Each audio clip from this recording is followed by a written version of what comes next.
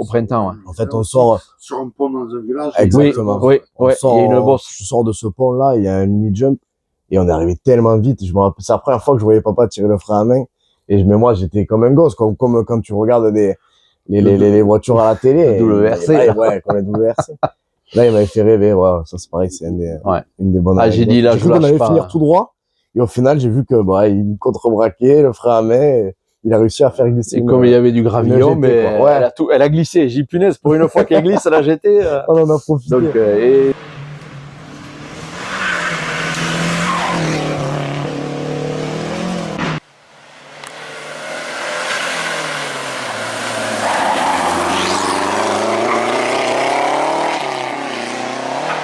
Bonjour la team, aujourd'hui je vous présente un équipage familial avec Laurent et Maxime Méric qui roulent en Super 5 GT Turbo et qui sont du côté de Sète.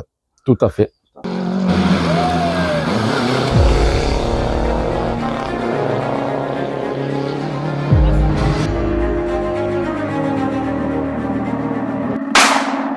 Je vous laisse vous présenter pour commencer. Ok. Vas-y. Maxime, 23 ans. Du coup, fils de Laurent, copilote depuis que j'ai 16 ans. Première rallye, je l'ai fait à mes 16 ans. J'ai 23 ans et pareil, depuis des années, toujours avec papa, à ses côtés. Voilà. Moi, c'est Laurent Méric. Je cours depuis l'âge de 20 ans. J'en ai 55, donc depuis 30 ans. On est passé un peu... la première auto que j'ai commencé, ça a été une Samba Rally. J'étais, parce que mon papa c'était le président du PTS Peugeot Béziers, Peugeot Talbot Sport Béziers. Donc on avait entre 4 et 5 voitures au niveau de l'assistance. Et puis voilà, donc pendant c'était la bonne époque, hein. On se tirait la bourre avec Jean-Claude Mestejano, avec la Rallye 2 et tous les anciens, on va dire, la bonne époque. Là, à l'assistance, c'était la bouteille de Ricard, le whisky, à la bonne franquette. Il faisait froid dehors, mais il faisait bon dedans. Puis t'as oublié les notes en remontant dans la voiture. Midi 4, on me réveille pour l'apéritif. Midi 6, je pense à Catherine. Je bois un pastis 51. Midi 7, midi 8, midi 9, midi 11, midi 12. Je bois 5 pastis 51. Je me demande pourquoi il n'y en avait pas à midi 10. C'était rock'n'roll, mais bon, c'était la bonne époque. Franchement, c'est dommage que ça continue pas, tu vois, au niveau de l'époque, parce que c'est vrai que c'était convivial, on s'entraidait, on avait un problème, on se connaissait tous. C'est à l'époque où moi j'avais la Samba et Franck Coria avait la Samba à groupe B, donc la grise et bleue. Moi elle était jaune et verte. J'ai fait pendant 6 ans avec la Samba. Après j'ai eu l'opportunité d'acheter la 205 1900, le mulet de François Delecourt quand il était chez Enjolras qui courait avec la 306 Maxi, par le biais d'un collègue qui était mécano là-bas. J'ai fait un rallye et j'ai fait 8 tonneaux. Donc la voiture, on l'a vendue en pièces détachées, ça a été terminé. On a fait construire la maison et j'avais toujours le GT qui me servait de mulet, tu vois. Donc du coup, il y avait les collègues, on a dit quand même ça manque, il faudrait remonter une auto. Et on est parti avec la GT. Un jour, je dis ça y est, on décide, on a tout désossé, la caisse à nu. Pareil, par le biais c'est toujours par des collègues qui tenaient une carrosserie. Et il nous a aidé à la monter. L'arceau, il a soudé tous les renforts, la caisse, enfin pas mal de trucs. Et voilà. Et depuis, donc ça a été en FN 4. Et après, comme je t'ai dit tout à l'heure, j'ai dit bon, c'était un peu risqué je me battais avec les Subaru, les Mitsubishi et les derniers temps avec les Mégane N4, les dernières Mégane. Donc c'est vrai que c'était beaucoup de risques pour pas grand chose, pour un chèque ou finir 3e. Donc j'ai décidé de la passer en VHC. C'est Bruno Courrèges qui m'a incité de dire, il m'a dit putain Lolo, t'embête pas, passe en VH, tu verras, c'est pas mal et tout. Et depuis 3 ans maintenant, 3-4 ans. 3-4 ans, ouais, 4 ans, on est en VHEC, en groupe A J1. Voilà. On a changé, on était en AJ2, mais par rapport au poids, donc du coup, on a eu le dernier souci au dernier rallye, au Bas-Vivarais, donc on est passé en AJ1 et là maintenant on est conforme au niveau du poids. Voilà, il y a plus de problème. plus de problème. On est réglo. J'ai la fiche, ça m'a coûté, enfin, il a fallu refaire une demande à la fédération.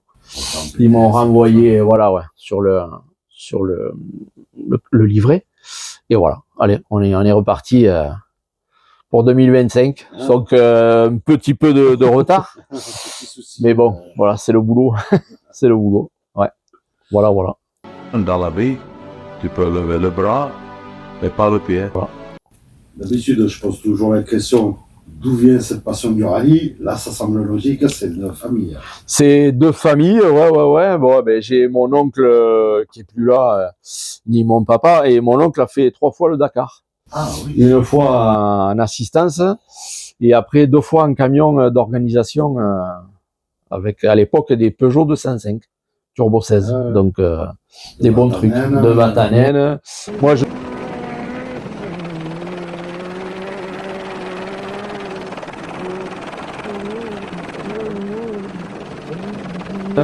Moi je suivais, j'ai fait un rallye raid avec mon oncle, on a fait le rallye de l'Atlas au Maroc. Donc voilà, en tant que copilote, j'étais jeune, j'avais 18 ans et une belle expérience, des bons souvenirs et franchement ouais, toujours dans le milieu automobile quoi. Ouais. Et voilà. C'est pareil, hein, Moi pareil, hein, j'ai grandi dedans, donc dès mon plus jeune âge, j'étais dans la GT parce qu'elle était déjà prête. Et on va essayer de faire perdurer ça de génération en génération, quoi. C'est ce qu'il faut. Ouais. Tant qu'on peut. Si on peut, si ça existe encore pour à notre niveau. Et pour les générations futures aussi. Ouais. Pas d'électrique. Voilà. Nous, on est tous d'accord. On n'y est pas encore. Donc, non, voilà. On ne veut pas les colos. Non, mais non, rien ne vaut l'essence. Ça, c'est sûr. Le bruit, l'odeur, c'est quand même... mais bon, il y en a qui ne voient pas pareil que nous, quoi.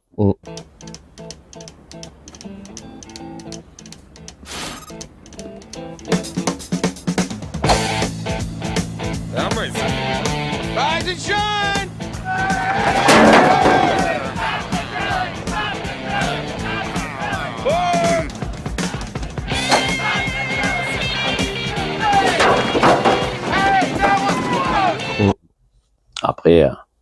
Après voilà, après on est voilà des vrais amateurs, on bosse la semaine.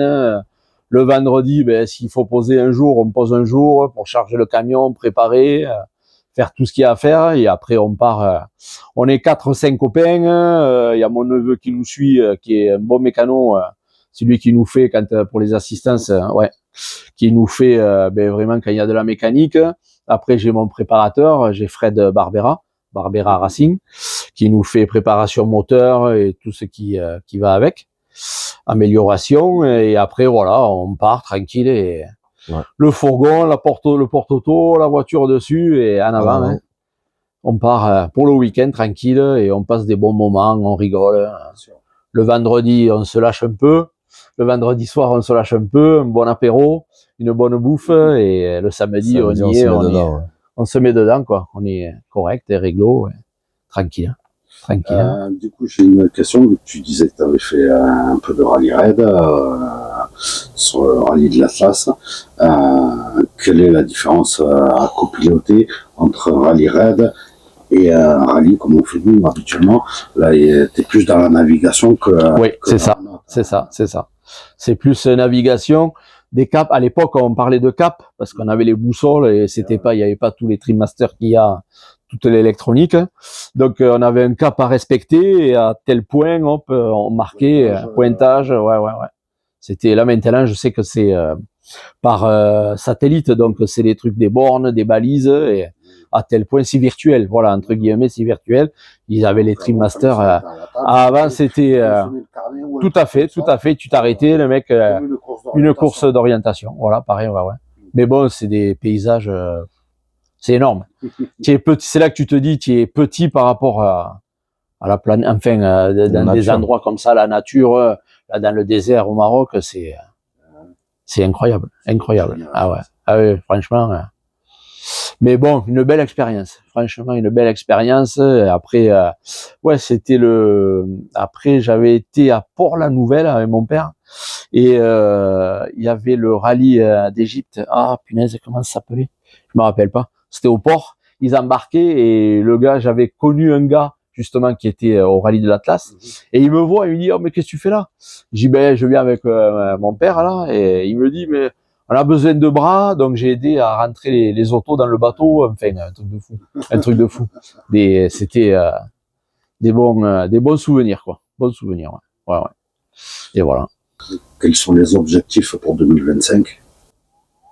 Ben, les objectifs niveau déjà santé, c'est que papa se rétablisse bien.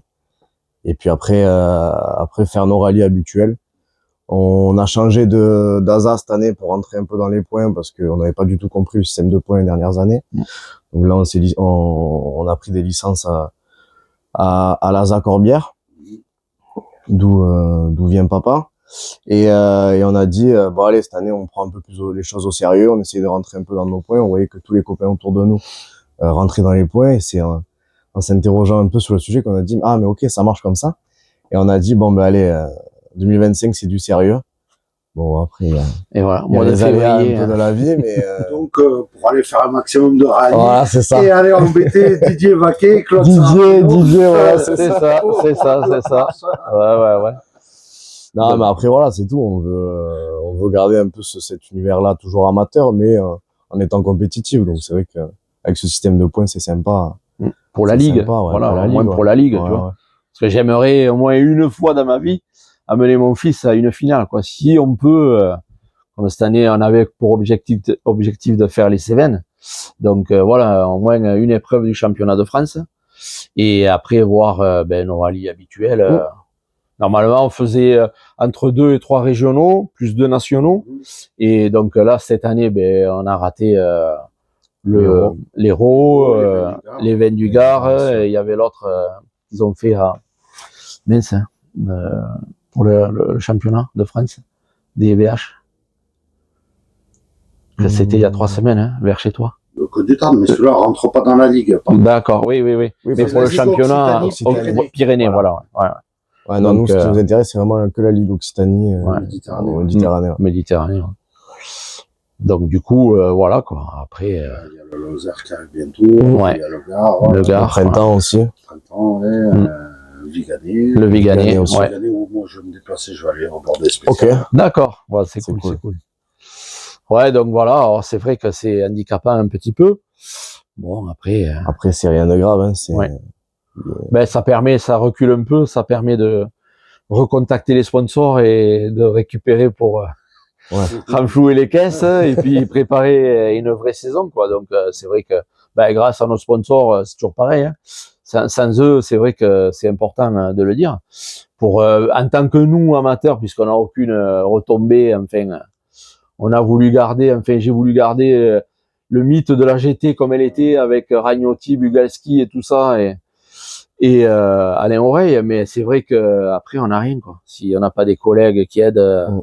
Moi, c'est grâce à des copains qui on travaillait ensemble, dont 2 qui se sont mis à leur compte et qui marchent bien. Donc, du coup, ils m'ont dit, on peut se permettre de te faire plaisir, quoi. Donc, il y a ça et voilà. Après, il y a pas c'est nous, hein. Il y a pas de secret, hein. Voilà, ouais. Donc, du coup, c'est ça, hein. Un peu de bricole à côté, un peu de chantier à côté et puis voilà, hein. Voilà. Et on fait, ouais. Voilà, sinon après, hein, tranquille. Hein. Mais sinon, on devrait débuter par le printemps. Le printemps, ouais. 10 et 11 mai. D'accord. Voilà. Donc, soit ce sera avec papa, soit si je peux en profiter, passer c'est l'occasion. C'est l'occasion. Pour voilà, demander si un copilote veut bien prendre le départ avec moi du printemps. Pourquoi pas. N'hésitez pas à me contacter si vous voulez rouler avec Maxime, je vous transmettrai ses coordonnées. C'est gentil, merci. Dans un bon team, tranquille, pas de prise de tête, voilà.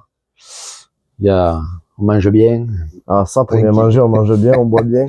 Avec nos pistos, on rigole, il y a pas de prise de tête. C'est tranquille. Avec Didier c'est ça. Avec plaisir.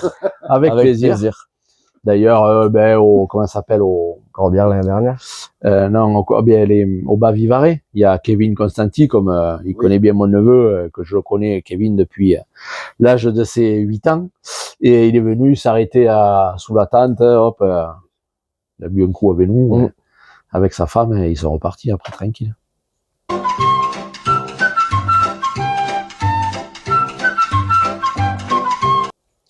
On est ouvert à tout, on parle à tout le monde.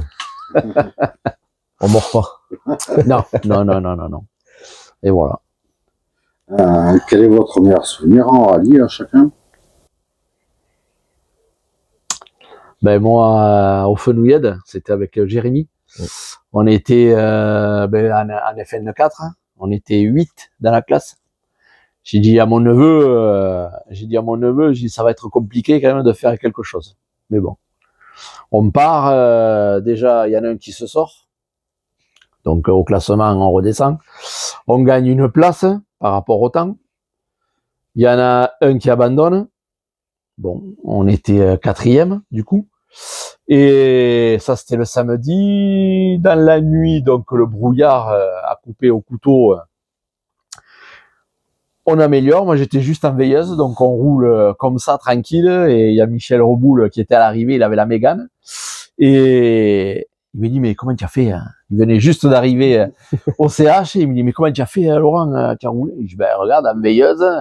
Donc la nuit, ça nous a permis de gagner un peu de place. Et du coup, ben écoute, on est arrivé, on finit premier du FN4 à cause des abandons, des sorties, des casses mécaniques. Et là, franchement, c'était un bon souvenir, quoi, parce que dès le départ, on a dit, ben on va être largué, quoi. Il y avait des Sierra, il y avait Fort Sierra, il y avait c'était Abadi avec la Mitsu grise et rouge, qui était normalement, c'était lui le leader là-bas, et il se sort après le barrage de Vincent, il tape un rocher franchement chaud, et voilà. Après il y a des anecdotes, des trucs rigolos, quoi. Ouais, Trucs rigolos, plus de notes. Ouais, il y en a plein. Moi, mon meilleur souvenir, il y en a plein, pareil, hein, je crois que c'est la première fois que je suis monté dans la GT, avec papa à côté, c'était en 2016 ou 2017. Au Fenouillade. Première fois que t'as ces sensations, première fois que la voiture qui t'a fait rêver, que de tout gamin, quand tu sors dans le jardin, tu la vois et tout ça, tu vas au garage. Le stress aussi. Ouais, Le stress. le stress. Le stress. De bien faire, ouais. Mais ça fait partie d'un de mes meilleurs souvenirs. Après, l'année dernière, papa m'a laissé la voiture pour que je puisse faire une course de côte en FIS. Pareil, c'était la première fois où j'étais vraiment en tant que pilote, où je pouvais vraiment sentir les sensations. Même si papa m'avait bien aiguillé, il m'a vraiment bien appris à conduire la GT. Après, ouais, pareil, des anecdotes, des souvenirs, il y en a. C'est pour ça qu'on fait ça, c'est pour ça que c'est incroyable, quoi. D'échanger la même passion avec son fils, quoi. Enfin, c'est énorme. Ça, C'est énorme. incroyable. C'est énorme. Je le souhaite à tout le monde, peu importe la passion, peu importe le sport. Ouais. Avec tous les copains, tout. Enfin, je veux dire, On a une complicité folle, quoi. Déjà, on se comprend. Déjà, enfin, il y a plein de trucs. On sait.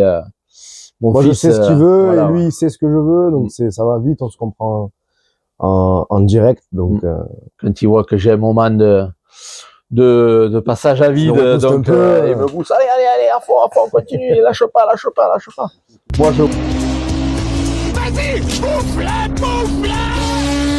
Moi, je vois plutôt, tu vois, le danger, donc du coup, tu réfléchis quand tu as ton fils à côté, c'est pas pareil, hein. Donc du coup, mais bon, après, on prend du plaisir, on prend du plaisir, à notre niveau, il y a eu des on arrive limites, à se faire kiffer. Ouais. C'est cool. C'est cool. Justement, on y vient. Des anecdotes. Exactement. Vas-y. Moi, celle qui m'a le plus marqué, c'était au Fenouillade, je crois. Il y a combien de temps? 5 ans, 6 ans? Ouais, 5-6 ans. 5-6 ans, ouais. On voyait pas à 2 mètres. Je sais pas comment papa il a fait pour rouler. C'est là où j'ai vu qu'il avait vraiment de la bouteille. Parce que moi, j'aurais été incapable. Et plein d'autres, je pense, auraient été incapables. On a fait, je crois, 3 têtes à queue. Ouais. Là, spécial, j'ai cru qu'on allait finir C'était des Tout en trombes bas, d'eau, quoi, ouais. des trombes d'eau. Même les essuie-glaces, on voyait rien. C'était Rien des du tout. flaques d'eau. Ouais. C'était comme quand il y a au Var, tu sais, quand il y a que c'est submergé. Là. Même au Cévennes, Mais là, hein, pareil, comme au même au Cévennes, Cévennes, tout le- hein, pareil, ouais. J'ai fait, c'était comme ça. Donc, Pareil. j'avais mis un bout de caméra embarqué, on ne voit rien. Tu vois rien, du tout, toi. Alors en plus sur nos autos, la buée, cool quoi. Il y a rien qui marche, hein, la ventilation, ben tu laisses un peu les fenêtres ouvertes. Hein. Il y en a, on voyait rien. Je disais à Maxime, j'ai dit vas-y, essuie, je vois rien. Non, c'était Et drôle. c'était, ouais. Mais Avec bon. du recul, c'était drôle. Dans la voiture, c'était moins drôle. Non, on n'était pas tranquille. Quand même. Non. Moi, il me tardait de finir parce que dans ma tête, c'était chaud quoi. Et après, une anecdote, ben pareil. Au début, Max, il m'annonce les notes. On arrive sur, je me rappelle plus où c'était. Je sais plus si c'est au Corbière ou au Fenouillède encore. Et plus de notes. Oh, allez, tout a vu. J'ai dit, tiens repéré. Vrai. Il me dit, je trouve pas le J'arrivais plus caillou, à je travaille, trouver, je trouve pas.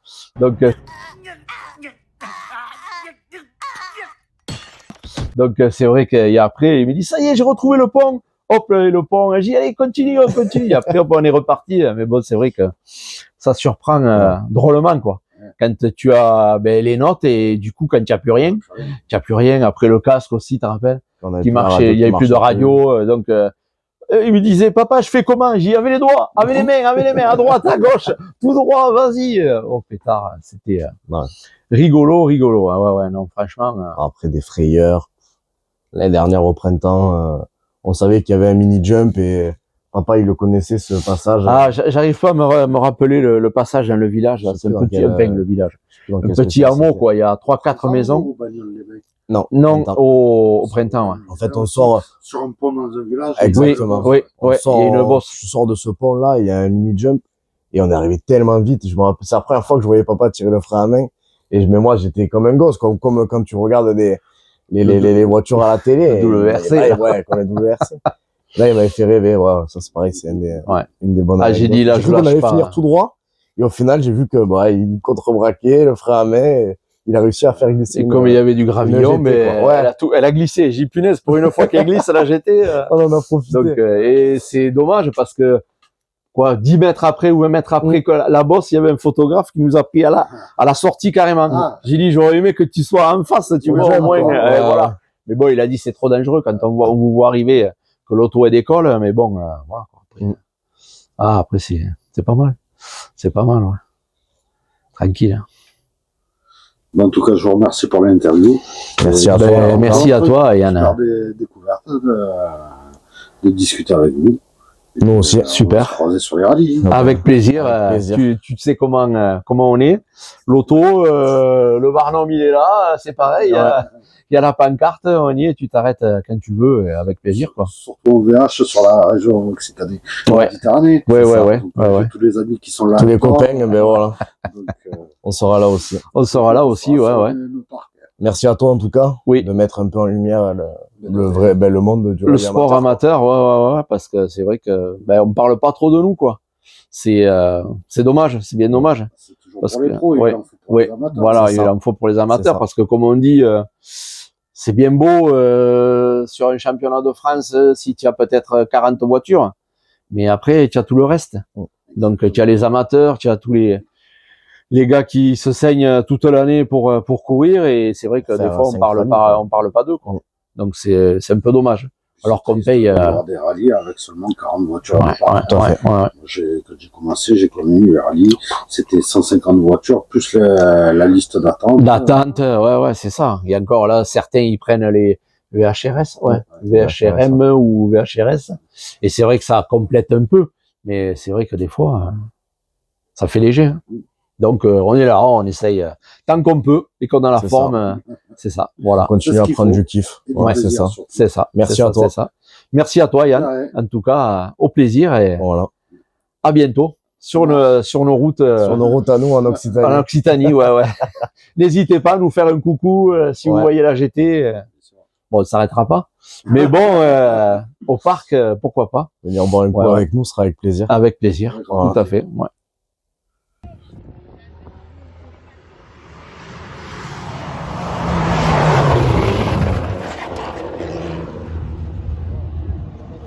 Si cette vidéo vous a plu, n'hésitez pas à mettre un petit pouce bleu, à vous abonner à la chaîne, on tournera plein d'autres vidéos comme celle-ci. Je vous fais des bisous et je vous dis à très bientôt. Au revoir. Au revoir, bye.